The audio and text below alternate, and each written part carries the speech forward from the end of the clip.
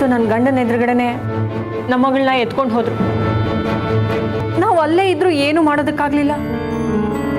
ಆ ದುಷ್ಟರ ಕೈಯಿಂದ ನಮ್ಮ ಮಗಳನ್ನ ಬಿಡಿಸ್ಕೊಳ್ಳೋದಕ್ಕೂ ಆಗ್ಲಿಲ್ಲ.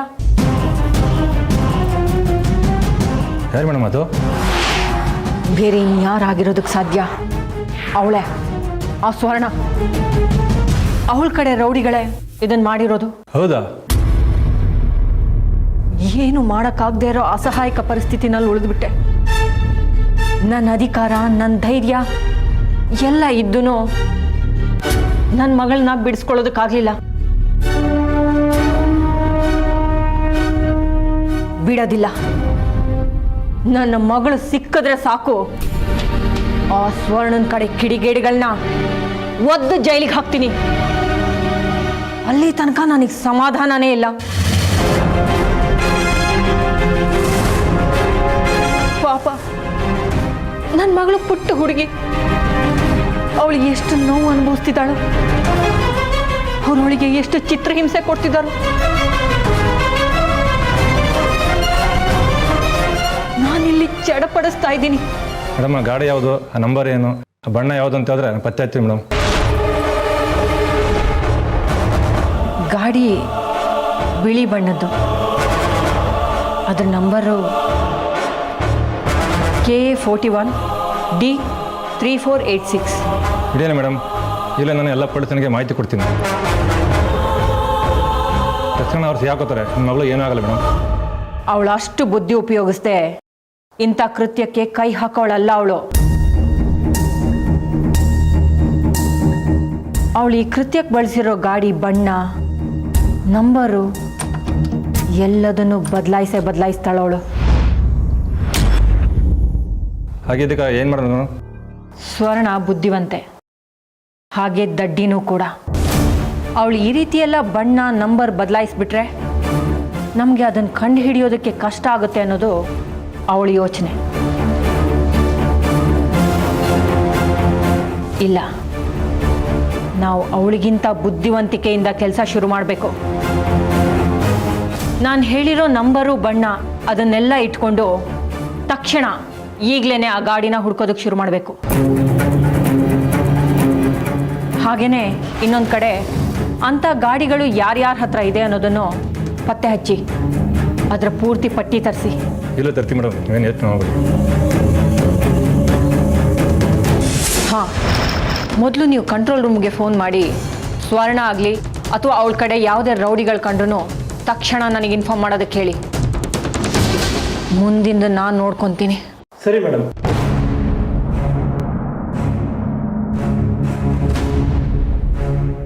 ಸ್ವರ್ಣ, ನಿನ್ನನ್ನು ಮಾತ್ರ ಬಿಡಲ್ಲ ಕಣೆ, ಖಂಡಿತವಾಗ್ಲೂ ಬಿಡಲ್ಲ.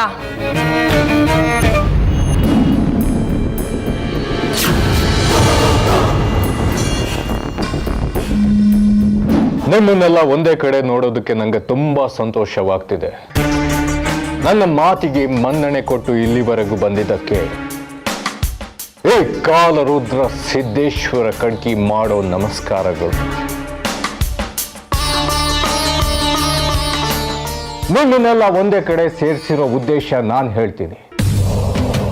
ಸರ್ವ ದೇಶಗಳ ಮಂತ್ರವಾದಿಗಳಿಗೆ ಒಬ್ಬ ನಾಯಕ ಬೇಕು, ಒಬ್ಬ ಯಜಮಾನ ಬೇಕು. ಆ ಯಜಮಾನ ಯಾರಾಗಬೇಕು ಅನ್ನೋ ಜಿಜ್ಞಾಸೆ ನಿಮ್ಮಲ್ಲಿ ಕಾಡ್ತಾ ಇದೆಯಲ್ಲ,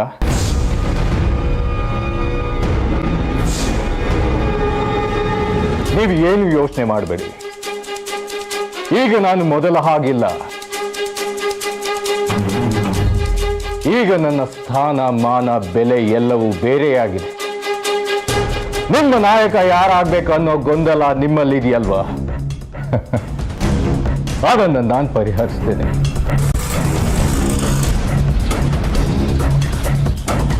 ನಿಮ್ಮ ನಾಯಕ ಯಾರು ಗೊತ್ತಾ?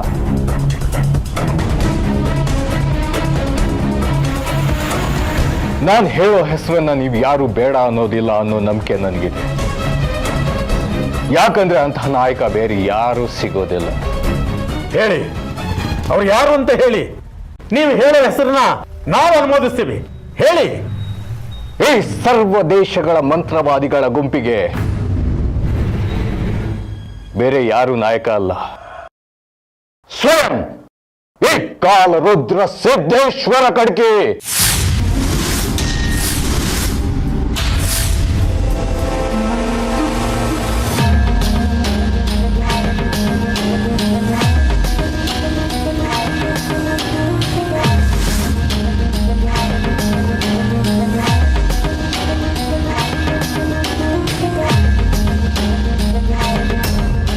ಇಲ್ಲ, ಸಾಧ್ಯ ಇಲ್ಲ. ನಿಮ್ಮನ್ನ ನಾಯಕ ಅಂತ ಒಪ್ಕೊಳ್ಳೋದಕ್ಕೆ ಸಾಧ್ಯನೇ ಇಲ್ಲ. ನಿಮಗಿಂತ ಮಂತ್ರತಂತ್ರ ಪ್ರವೀಣರು ಬೇಕಾದಷ್ಟು ಜನ ಇದ್ದಾರೆ. ಅವರೆಲ್ಲರನ್ನು ಬಿಟ್ಟು ನಿಮ್ಮನ್ನ ನಾಯಕ ಮಾಡೋಕೆ ನಾವು ಒಪ್ಕೊಳ್ಳೋದಿಲ್ಲ. ಯಾಕೆ? ಇದ್ದಾರೆ, ನಮ್ಮಲ್ಲೇ ಯಾರಾದರೂ ಒಬ್ರು ಇರಬಹುದು.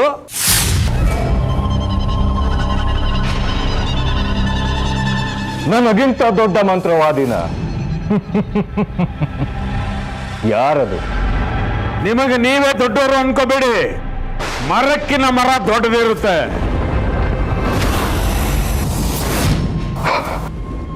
ನೀವು ನನ್ನನ್ನ ನಾಯಕ ಅಂತ ಒಪ್ಕೊಳ್ತಿದ್ರೆ ಅದರ ದುಷ್ಪರಿಣಾಮಗಳನ್ನ ಎದುರಿಸಬೇಕಾಗುತ್ತೆ. ಎಚ್ಚರ!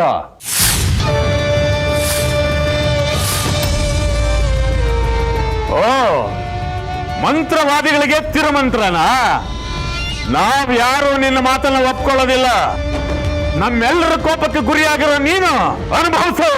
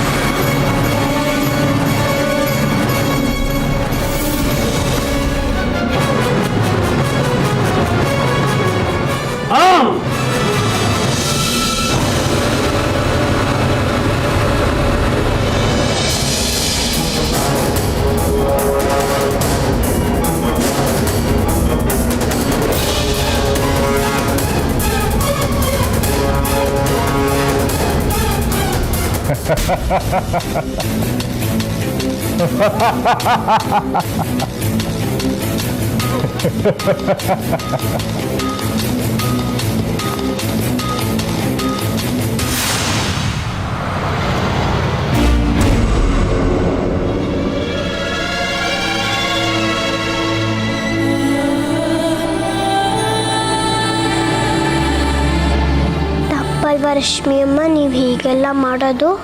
ನೀವೇನು ನನಗೆ ಬೇಕು ಅಂತಲೇ ತೊಂದರೆ ಕೊಡಲಿಲ್ಲ ಅಲ್ವಾ? ನೀವು ಮಾಡಿಲ್ಲದೆ ಇರೋ ತಪ್ಪಿಗೆ ನೀವು ಯಾಕೆ ಶಿಕ್ಷೆ ಅನುಭವಿಸ್ಬೇಕು? ರಶ್ಮಿ ಅಮ್ಮ, ನಿಮ್ಮ ಕೈ ಎಲ್ಲ ವಾಸಿ ಆಗತ್ತೆ, ಏನೂ ಚಿಂತೆ ಮಾಡಬೇಡಿ.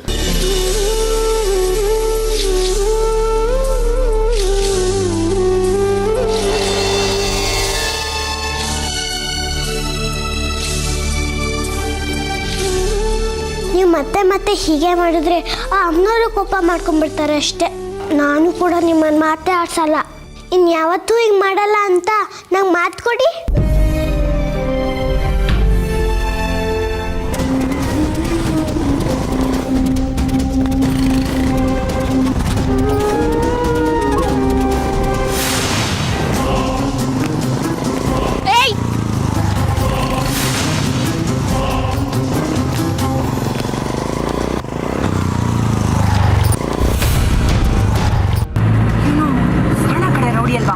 ಗಾಡಿ ನಿಲ್ಸಿ,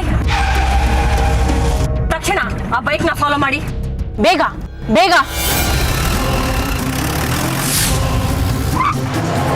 ಬೇಗ ಬೇಗ.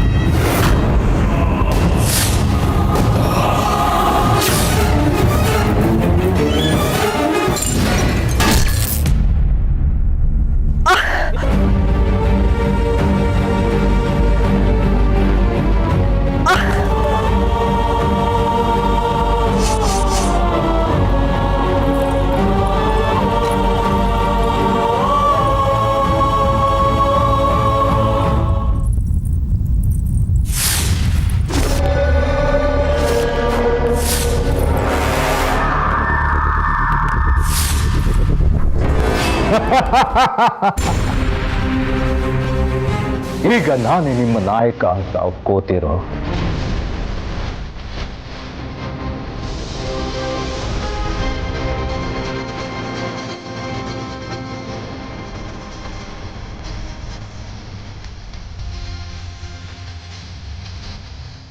ಆಯ್ತು, ನೀವೇ ನಮ್ಮ ನಾಯಕರು ಅಂತ ಒಪ್ಕೋತೀವಿ. ಯಾರಿಗೂ ಸಿಗದೆ ಇರುವಂತ ಶಕ್ತಿ ನಿಮಗೆ ಸಿಕ್ಕಿದೆ. ನೀವು ಅಸಾಮಾನ್ಯರು. ನೀವೇ ನಮ್ಮ ನಾಯಕರು ಅಂತ ನಾವು ಒಪ್ಕೋತೀವಿ.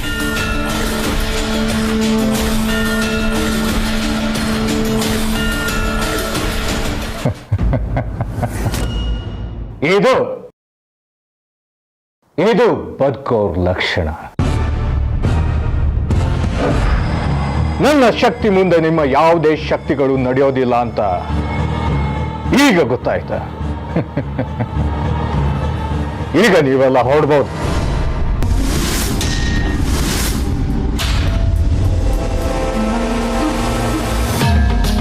ಏ ವಿರೂಪಾಕ್ಷ, ಏನ್ ಗರ ಬಡ್ದವ್ರ ತರ ನೋಡ್ತಾ ಇದೀಯ? ನನ್ನ ಸೇವೆ ಮಾಡಿ. ನೀನು ನನ್ನ ಗುಲಾಮ ಅನ್ನೋದು ಮರಿಬೇಡ. ನಾನು ಯಾರಿಗೂ ಗುಲಾಮ ಅಲ್ಲ. ಪದೇ ಪದೇ ಗುಲಾಮ ಅಂತ ಹೇಳಿ ನನ್ನ ರೊಚ್ಚಿಗೆ ಎಬ್ಬಿಸ್ಬೇಡ. ಗುಲಾಮನನ್ನ ಗುಲಾಮ ಅಲ್ದೆ ಮತ್ ಬೇರೆ ಏನು ಅನ್ನೋದಕ್ ಸಾಧ್ಯ? ಬೇಗ ಚಪ್ಲಿನ ಒರೆಸಿ ನನ್ನ ಕಾಲಿಗೆ ತೊಡ್ಸು. ಏನು ಮಾತಾಡ್ತಾ ಇದ್ಯಾ? ನಾನು ನಿನ್ನ ಚಪ್ಪಲಿನ ಒರೆಸ್ಬೇಕಾ? ಶ್ರೀಚಕ್ರ ಪಡ್ಕೊಂಡಿದ್ದೀನಿ ಅನ್ನೋ ಅಹಂನಲ್ಲಿ ಚಿತ್ತಕ್ಷೋಭೆಗೆ ಒಳಗಾಗ್ಬೇಡ. ಇದು ವಿಪರೀತ ಅಂತ ಅನಿಸ್ತಾ ಇಲ್ಲ ನಿನ್ಗೆ? ನನ್ನ ಸೇವೆ ಮಾಡೋದಕ್ಕೆ ನಿನಗೆ ಅವಮಾನ ಆಗ್ತಿದ್ಯಾ? ಆಚಾರ ವಿಚಾರ ನನ್ನ ಹಿಡ್ಕೊಂಡು ಹೋಗಿ ಕತ್ತಲೆ ಕೋಣೆಗೆ ದಬ್ಬಿ ಅನ್ನ ನೀರು ಏನು ಕೊಡಬೇಡಿ.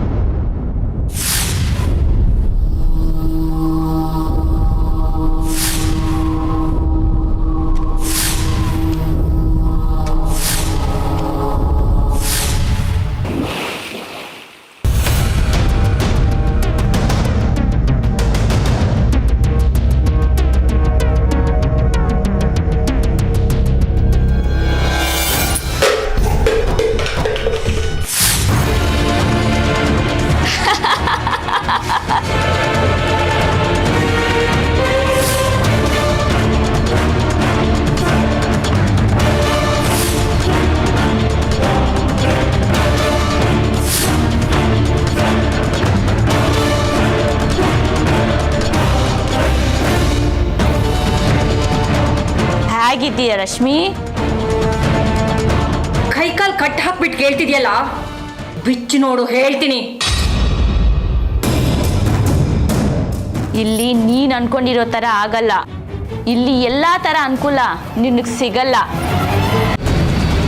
ಸ್ವಲ್ಪ ಸಹಿಸ್ಕೋಬೇಕು ಅಷ್ಟೇ. ನೋಡ್ದ ನಿನ್ನ ನಾನಿರೋ ಕಡೆ ಹ್ಯಾಕ್ ಕರೆಸ್ಕೊಂಡಿದ್ದೀನಂತ? ಅದಕ್ಕೆ ಹೇಳಿದ್ದು ನೀನ್ ಪೊಲೀಸ್ ಅಮ್ಮ ಆಗು, ನನಗೂ ನಿನ್ಗೂ ಗುದ್ದಾಡಕ್ ಚೆನ್ನಾಗಿರುತ್ತೆ ಅಂತ.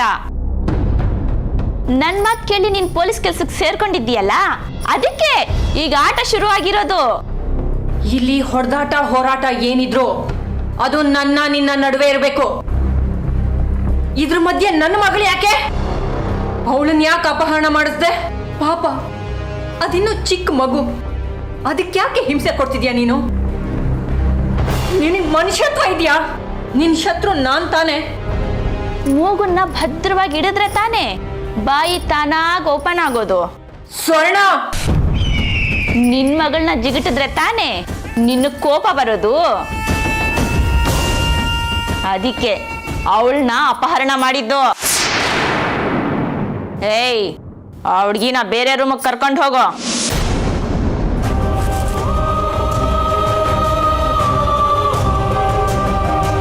ಹಿರಣ್ಮಯಿ, ಹಿರಣ್ಮಯಿ, ಏಯ್ ಏಯ್, ನನ್ನ ಮಗುನ ಎಲ್ಲೂ ಕರ್ಕೊಂಡು ಹೋಗ್ಬೇಡ. ಹೇಳು, ನನ್ನ ಮಗಳನ್ನ ಎಲ್ಲೂ ಕರ್ಕೊಂಡು ಹೋಗ್ಬೇಡ ಅಂತ. ಅವಳು ನನ್ನ ಕಣ್ಮುಂದೆನೇ ಇರಬೇಕು. ಬಿಡು ಅಣ್ಣ, ಬಿಡು ಅಂತ ಹೇಳು.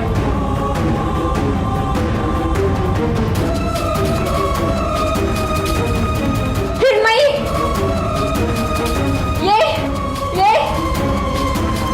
ನಿನಗೆ ಮನುಷ್ಯತ್ವ ಅನ್ನೋದೇ ಇಲ್ವೇನೆ? ಪುಟ್ಟ ಮಕ್ಕಳಿಗೂ ಹಿಂಸೆ ಕೊಡ್ತಿದ್ಯಲ್ಲ. ನಾನ್ ಬೇಕಿದ್ರೆ ಇಲ್ಲೇ ಇರ್ತೀನಿ, ದಯವಿಟ್ಟು ಮಗುನ ಬಿಟ್ಟು ಕಳಿಸು. ಹಾಗೆಲ್ಲ ಮಾಡಕ್ ಆಗಲ್ಲ ಪೊಲೀಸಮ್ಮ.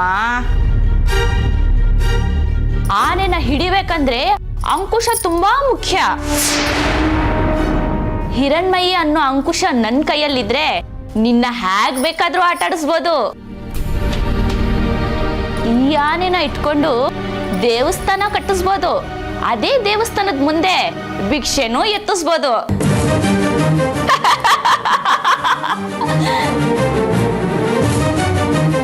ಜಾಸ್ತಿ ಮಾತಾಡಿದ್ರೆ ಸರಿಯಾಗಿ ಬುದ್ಧಿ ಕಳಿಸ್ಬೇಕಾಗುತ್ತೆ. ಹುಷಾರ್. ನೋಡು ಸ್ವರ್ಣ, ಸುಮ್ಮನೆ ನನಗೆ ತೊಂದರೆ ಕೊಡ್ಬೇಡ ನೀನು.